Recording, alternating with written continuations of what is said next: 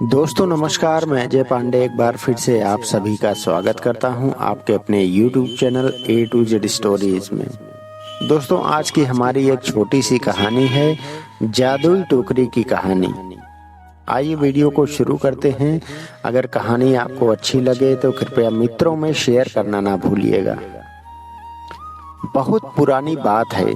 रमेश नाम का एक किशोर उम्र का बालक अपने माता पिता और दादा दादी के साथ एक छोटी सी पहाड़ी से सटे गांव में रहता था। रमेश काफी शरारती स्वभाव का लड़का था और वह तरह तरह के बच्चों वाली हरकतें किया करता था। उसके हरकतों से हमेशा कोई न कोई छोटी बड़ी समस्या आ जाती थी। एक दिन गांव से कुछ दूरी पर अवस्थित एक जंगल में रमेश घूमने के लिए गया हुआ था। वह उस जंगल में इधर उधर यूं ही घूम रहा था।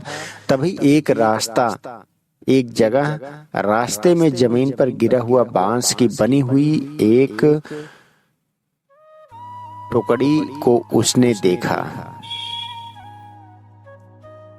टोकरी मतलब एक बांस का बना हुआ टोकरी रहता है, जिसे स्टील का या प्लास्टिक का रहता है, उसी तरह बांस के बने हुए टोकरी है। उसी की कहानी जिसकी हम बात कर रहे हैं। उस टोकरी को वह अपने दोनों पांव से ठोकर मार मार कर गेंद की तरह खेलने लगा। वह टोकरी काफी अलग तरह की थी। रमेश को भी वह टोकरी कुछ अजीब तरह की लग रही थी। अब उस टोकरी के बारे में जानने के लिए रमेश काफी उत्साहित भी होने लगा था। अब उसने उस टोकरी पर अपना पैर रखकर उस टोकरी पर चढ़ने का सोचा, परंतु जैसे ही वह टोकरी पर अपना पैर रखकर चढ़ा तो वह टोकरी रमेश को लेकर ऊंचे आसमान में उड़ गई और उड़ते उड़ते बहुत दूर बादलों के पार लेकर चले गई। फिर घंटे भर बाद एक विशाल महल के अंदर जाकर रमेश को उस टोकरी से नीचे उतर दिया। रमेश उस बड़े और रहस्यमय महल में पहुंचकर आश्चर्यचकित होकर रह गया। अब वो महल में इधर उधर घूमकर जायजा लेने लगा था। घूमते घूमते रमेश का सामना काफी लंबे चौड़े व्यक्ति से हुआ, जो उस समय महल में पड़े हुए बेशकीमती सामान जैसे सोना, चांदी, सिक्का, हीरा, जवाहरात के खजाने के पास खड़ा होकर खजाने की रक्षा कर रहा था। उस विशाल व्यक्ति भी अचानक रमेश को देखकर चौंक गया। उसने रमेश से पूछा कि तुम यहाँ तक कैसे पहुंचे। रमेश ने उस व्यक्ति को अपनी सारी बातें बता दी। वह व्यक्ति काफी दयालु था। उसने रमेश को कुछ खजाना देने की पेशकश भी की, लेकिन रमेश तो शरारती था। दोस्तों आप सुन रहे हैं जादुई टोकरी की कहानी और अभी तक हम पहुंचे हैं कि रमेश कैसे एक महल में ऊपर चला जाता है और रमेश जो है एक नटखट लड़का रहता है जो तरह तरह की हरकतें करता है। तो चलिए, जब रमेश ऊपर उस महल में गया जहां एक बड़ा सा आदमी हीरे जवाहरातों के खजाने के पास खड़ा होकर खजाने की रक्षा कर रहा था, उसके बाद क्या हुआ आइए वीडियो में देखते हैं। दोस्तों उस विशाल व्यक्ति भी अचानक रमेश को देखकर चौंक गया। उसने रमेश से पूछा कि तुम यहाँ तक कैसे पहुंचे। रमेश ने उस व्यक्ति को अपनी सारी बातें बता दी। वह विशाल व्यक्ति काफी दयालु भी था। उसने रमेश को कुछ खजाना देने की पेशकश भी की, परंतु यह शर्त भी रखा कि रमेश बिना पूछे कोई भी चीज इस खजाने में से हाथ नहीं लगाएगा। रमेश काफी खुश हो गया था। उसने उस विशाल व्यक्ति की यह शर्त भी मान ली थी, लेकिन कुछ दिनों के बाद ही रमेश पर लालच पूरी तरह से हावी हो गई।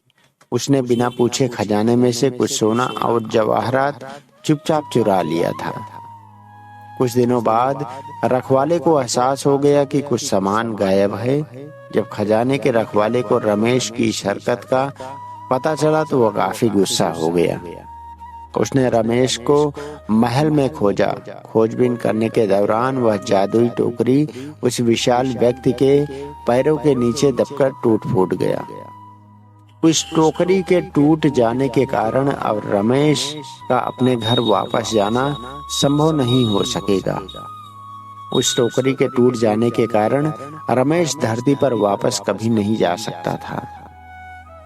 जब रमेश को एहसास हुआ कि उसने काफी बड़ी गलती कर दी है, तो वह उस विशाल व्यक्ति के सामने अपने आप को दोषी ठहराते हुए उससे माफी मांगा और जो भी कीमती सामान उसने चुराए थे वो सभी सामान खजाने के रखवाले को वापस कर दिया।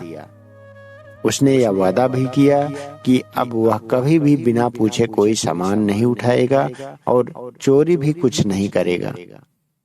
उस घटना के बाद रमेश अब एक बदला हुआ इंसान बन गया था। अब वह अपनी ईमानदारी और सत्यनिष्ठा के साथ उस महल में रह रहा था और खजाने की देखभाल भी कर रहा था। रमेश ने यह सीखा कि लालच कभी नहीं करना चाहिए।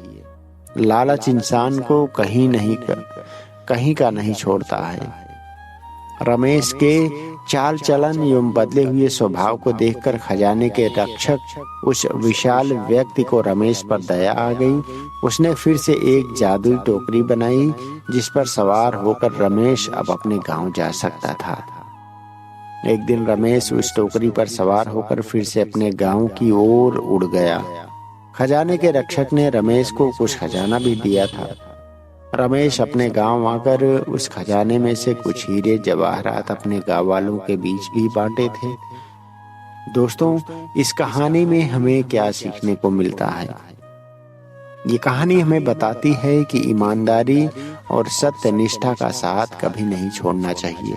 लालच हमें क्षणिक सुख तो दे सकता है, परंतु अनंत यह हमें विनाश की ओर ही ले जाता है।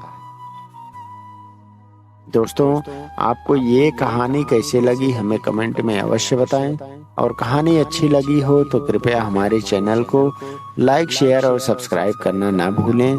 मिलेंगे एक नई वीडियो में एक नई रोचक जानकारी के साथ। तब तक के लिए नमस्कार, प्रणाम, जय हिंद।